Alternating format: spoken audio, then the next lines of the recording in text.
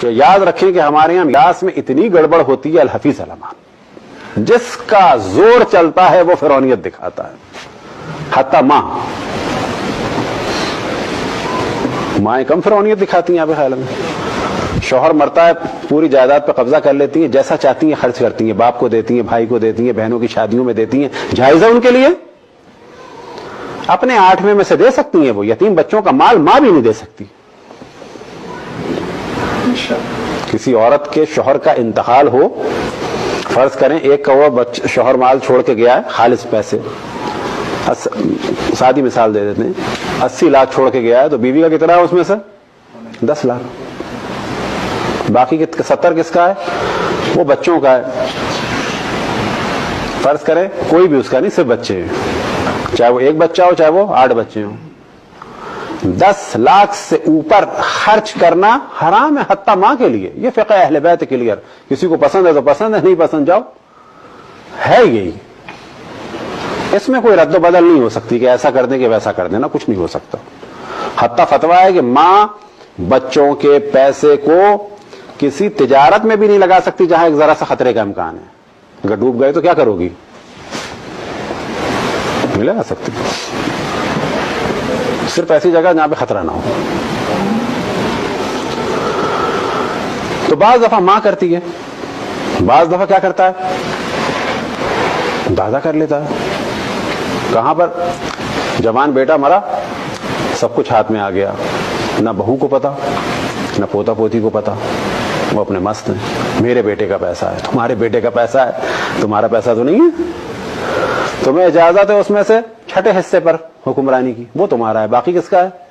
باقی اس کی بیوی کا ہے، تمہاری بیوی کا ہے اگر وہ ہے کوئی، کیونکہ بیٹا تمہارا تو نہیں مرا خالی، تمہاری بیوی کا بھی بیٹا تمہارا ہے، ان بچوں کا بھی ہے۔ پتہ چلا جی وہ 70 سال کا دادا جو ہے وہ جہنم خرید رہا ہے۔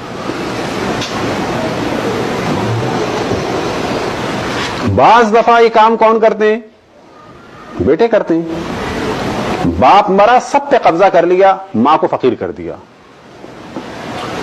عام ہمارے کلچر کا حصہ ہے، یعنی کسی کا باپ اگر 8 کروڑ چھوڑ کے گیا ہے تو وہ سب بیٹوں کا ہو گیا نا، 1 کروڑ اس کی ماں کا ہے۔ اماں 90 سال کی، اماں 90 سال کی ہو یا 99 سال کی ہو، تمہارا کیا کام؟ یہ اس کا ہے 1 کروڑ۔ کیا کرے گی وہ؟ پان کھائے گی، کیا کرے گی؟ تمہارا سب کا تعلق، تم کیا کرو گے؟ تم زیادہ کو سمجھا سکتے ہو، 1 کروڑ اس کا ہے، وہ بیٹے قبضہ کر لیتے ہیں، بیٹے قبضہ کر لیتے ہیں۔ اور جو سب سے زیادہ کام ہو رہا ہے وہ کیا ہو رہا ہے؟ وہ ہمارے بھائی حضرات جو ہے نا، بھائی لوگ کی طرح کرتے ہیں کام۔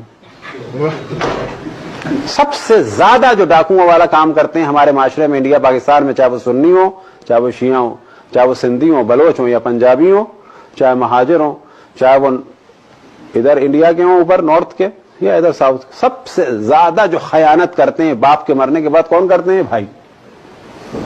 پورے بھائی جو ہیں بھائی لوگ بن کے دکھاتے ہیں پیسے کے معاملے میں۔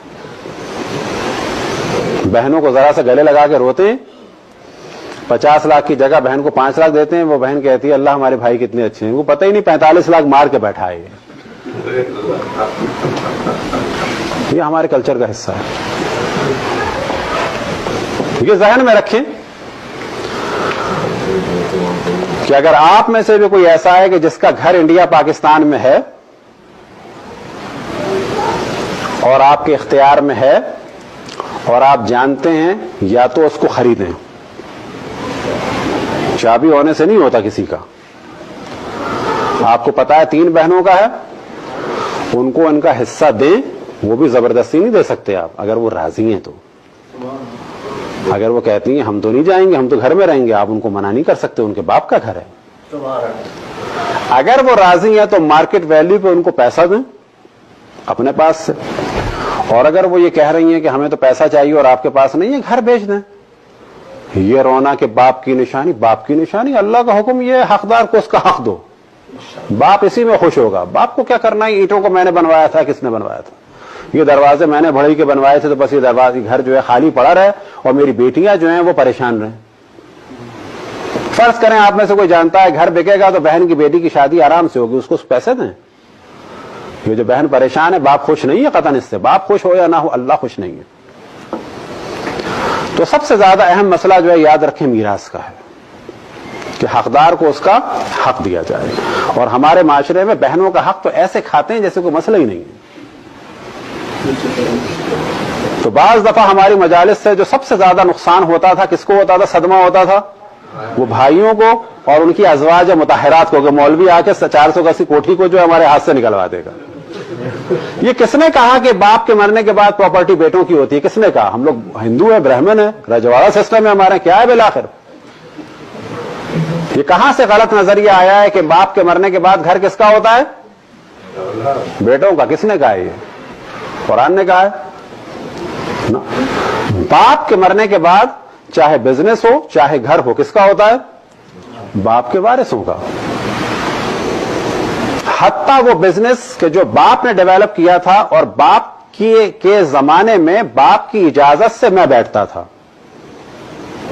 میرا نہیں ہو گیا وہ, بلکہ کہا جائے گا اس زمانے میں بزنس کے مالک کی اجازت سے میں کام کر رہا تھا, اور وہ میری خواہش کے مطابق مجھے مال دے رہا تھا. جتنا بھی دے وہ اس کی مرضی تھی, وہ مالک تھا اس وقت, اس نے کہا تھا جتنا چاہے خرچ کرو. لیکن باپ کی آنکھ بند ہوتے ہی وہ بزنس ہو یا آفس ہو یا کسی قسم کا لائسنس ہو, گھر ہو یا کٹلری ہو یا کراکری ہو یا فرنیچر ہو یا ڈیکوریشن پیسز ہو یا حتیٰ گملے ہوں یا حتیٰ باپ کے پرانے کپڑے ہوں, کسی پر بھی 100% حق بیٹوں کا نہیں ہے. صرف ایک چیز پر بڑے بیٹے کا حق ہے, وہ کیا ہے؟ اگر ایک انگوٹھی, ایک قرآن, ایک عصا, یہ لے جائیے. لوگ کہتے ہیں بڑا بھائی, بڑے بھائی کو صرف یہ حق ملے گا. اور ایک اور حق بھی ہے, باپ کی قضا, نماز اور روزے. صلوات پڑھیں پر محمد والے محمد.